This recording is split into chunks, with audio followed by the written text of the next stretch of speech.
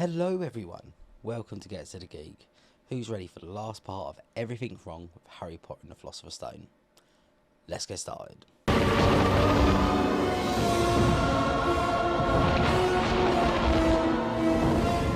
you see McGonagall, she's a sly old witch.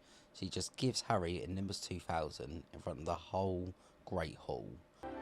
That's not just a broomstick, Harry. It's a Nimbus 2000. But who?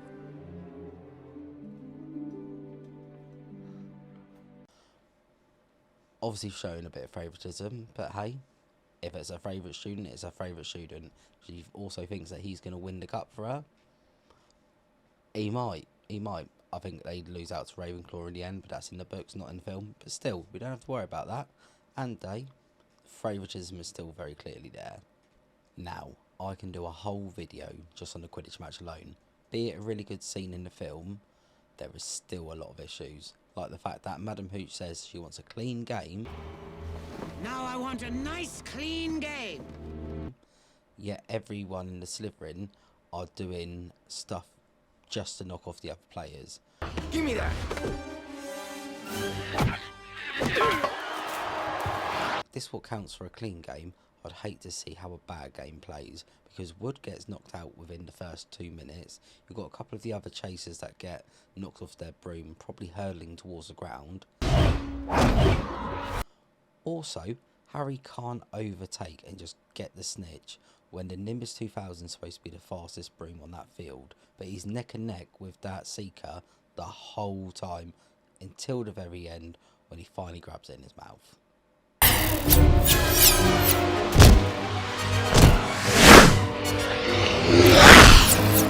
The bit when they find Hagrid and Hagrid tells them about Fluffy does make me think, how rich is Hagrid? He's able to buy a three-headed dog off on a whim.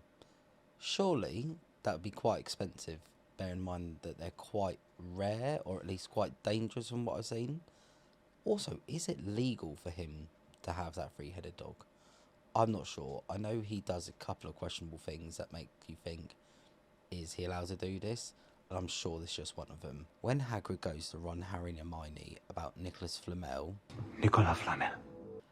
how do they not put two and two together at this point? Because Ron, I think, says at the beginning of the film that he has at least 6 of Dumbledore's cards. I've got Dumbledore. I got about 6 of him. If he remembers the back of it, it says about Dumbledore and Nicholas Flamel making the stone. Why on earth are they making Hagrid carry in the trees for Christmas? Flitwick clearly knows Wingardium Leviosa. Wingardium Leviosa. Why is he not doing it for him, or at least helping him out? We then see him, like the scene afterwards, putting up decorations with the spell. So why is him or any of the other teachers not helping him? I know they say earn your wage, but this might be taking it a little bit too far when you've got magic involved. Maybe Hermione isn't quite the star pupil we think she is. She tells Ron and Harry to go and look in a restricted section for the book on Nicholas Flamel. Good. You can help Harry then. He's going to go and look in the library for information on Nicholas Flamel.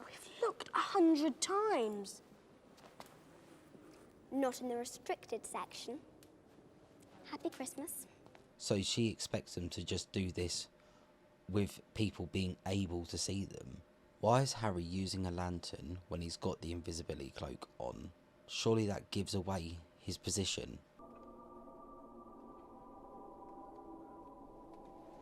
Something I did find confusing was the fact that Harry is as tall as Snape and Quirrell and Mr. Filch when he going past in the invisibility cloak. Like, there's no looking up, he's literally eye level with all of them.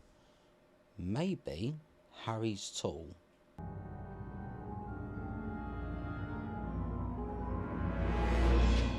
After Harry finds the Mirror of Erised, he then goes and wakes up Ron. Has anyone ever noticed how Ron sleeps like a zombie? Just dead straight. Ron! When Dumbledore finds Harry looking at the Mirror of Erised, he says to him, "Oh, you must know what it does now. Do you want a clue?" Why does he want a clue if you think he already knows what it does. I trust by now you realize what it does. Let me give you a clue. Another redeeming factor for Hermione, she actually admits when she's wrong when she says, "How could I be so stupid? I knew Nicholas Flamel all this time." How could I be so stupid? I checked this out weeks ago for a bit of light reading.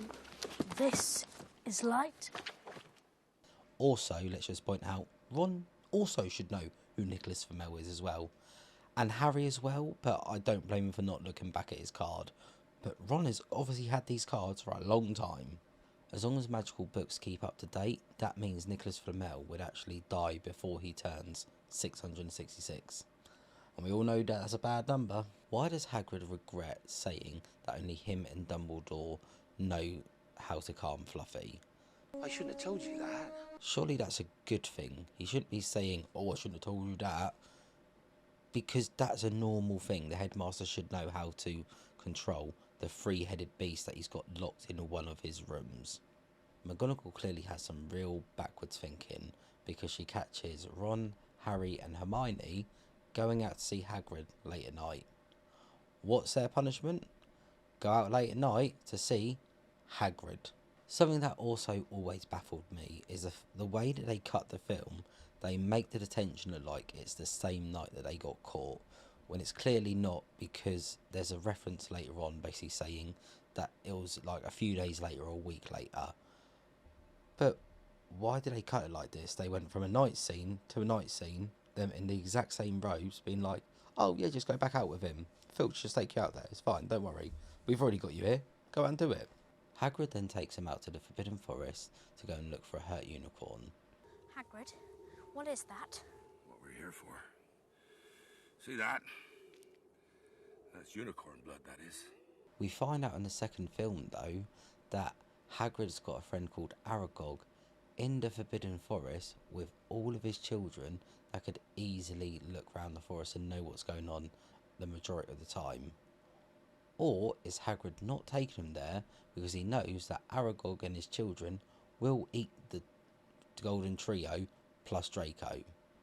If this is the case, why the hell did Hagrid send them to Aragog in the Chamber of Secrets?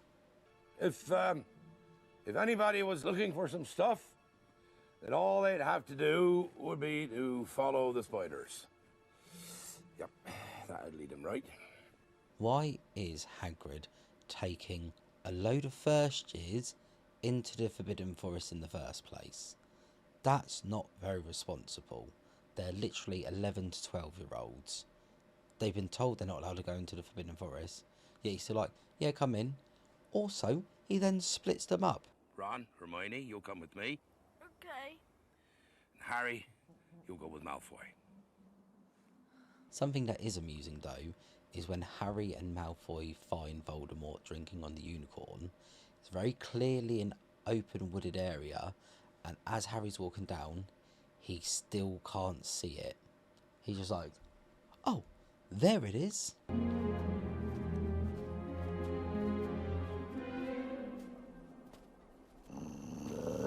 What is it, Fang? Why did Fluffy take so long to attack him this time? The harp. It stopped playing. Ah! Yuck! Ugh.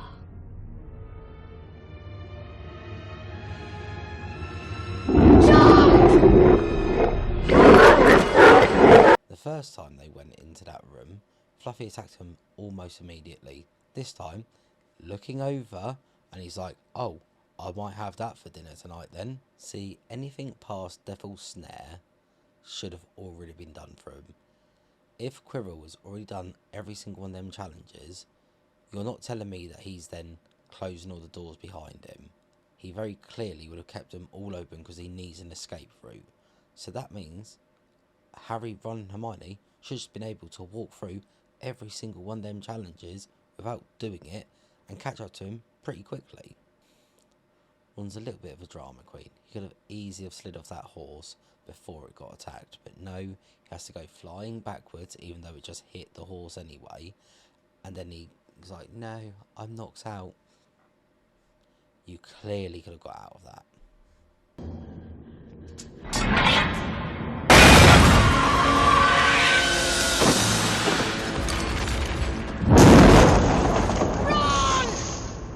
Harry clearly needs to get some more glasses, because he did not see it was Quirrell until we got to basically the last step. When you look at that scene, you can clearly see there's enough room to see it's Quirrell before he gets anywhere close to him.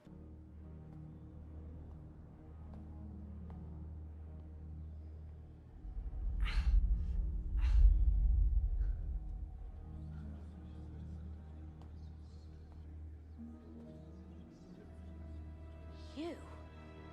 When Harry and Hermione have their little heart-to-heart before he goes and faces Quirrell, this is another thing that makes me think that maybe Harry and Hermione should have been together, or at least Hermione fancied Harry at this point, not Ron, because she's been like, oh my god, you're like a really good wizard, and Harry's also been like, oh my god, but you're like the best witch. Like, honestly, how is that not them two flirting? Why is Dumbledore congratulating Ron for playing chess and not being one of the saviours of that night? He's just like, yeah, just have 50 points because you're a really good chess player. I'm only going to give you 10 points for the troll, but because you're good at chess, we'll put another 40 on top of that because it's obviously more important. I hope everyone enjoyed me pointing out the inconsistencies in one of my favourite film franchises. If people enjoy this comment, it'll be a massive help if you like, comment, subscribe, so I also know what you do and don't like and see what I can improve on in the future. Anyway, thank you for watching. Have a nice day. Goodbye.